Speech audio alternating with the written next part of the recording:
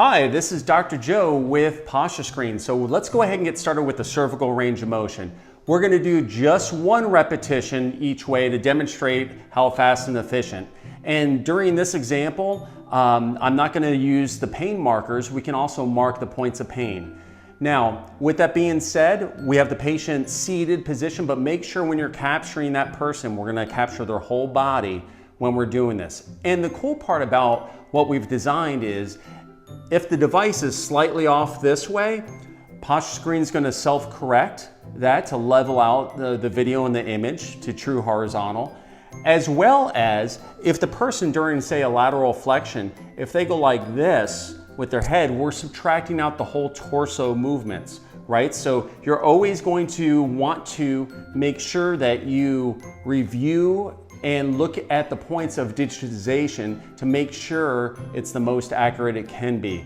If you need to go ahead and adjust points, just like with PostureScreen, lean screen, or the movement screens, you can click edit, go back and adjust the points to the proper anatomy if the computer was slightly off. So you have complete control with this, and always double check your work. So let's go ahead and get started. The first is lateral flexion. I have them seated. Make sure you capture the whole body.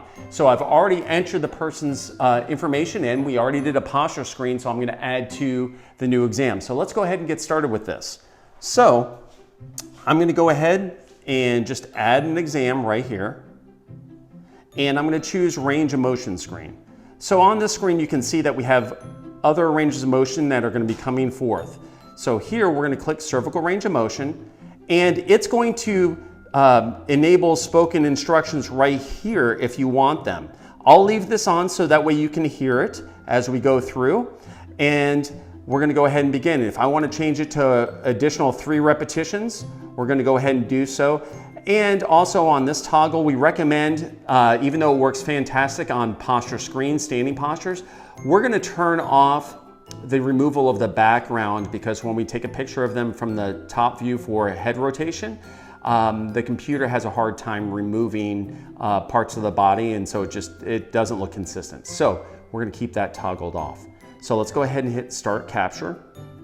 Have client face towards you and keep their head straight up. Remember what I said here. We want to capture the person as much as we can. Okay, if the computer is slightly off this way or we're not completely green, just use that as a guide. It's because we're self-correcting now.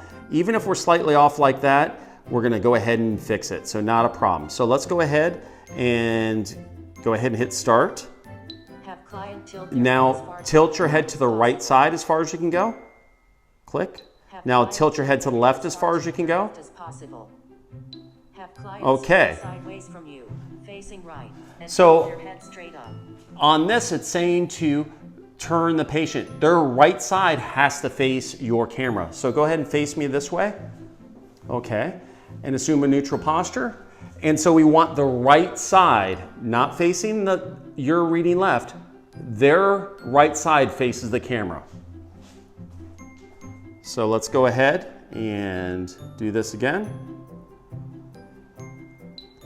Now bring your head down to the chest. Good. Now bring your head back as far as you can. Good. Have client lay on their back with their head facing you. Now, on this example, what we're going to do is we're going to have the patient lay on their back. We have the ranges of motion for being able to do it with computer vision completely, but I wasn't happy with the validity of those initial testing. So we're going to do it a little more simplistically, where we're going to actually not use computer vision for this portion of it. We're going to go ahead and have you manually click. Now, it's really important that you double check the points on this after you're done. So let's go ahead and see how it is. What we're going to do is we're going to go behind the patient, and we're going to basically squat down and get their head and shoulders in proximity right here. Then what you're going to do is you're going to touch the posterior portion of the back of their skull where the axis of rotation is. And then we're going to mark the nose. And then you're going to turn your head to the left as far as you can go. Okay, hold. And then we're going to touch the nose. And we're going to do the same thing. Turn your head to the right. And we're going to touch. And then we're going to touch. Okay. So That's how easy it is to do a range of motion screen with 1 repetition. We can do the same thing with 3 repetitions, you just have to go through it 3 times. Always double check your work, and we're going to review how to interpret these reports on the next training video.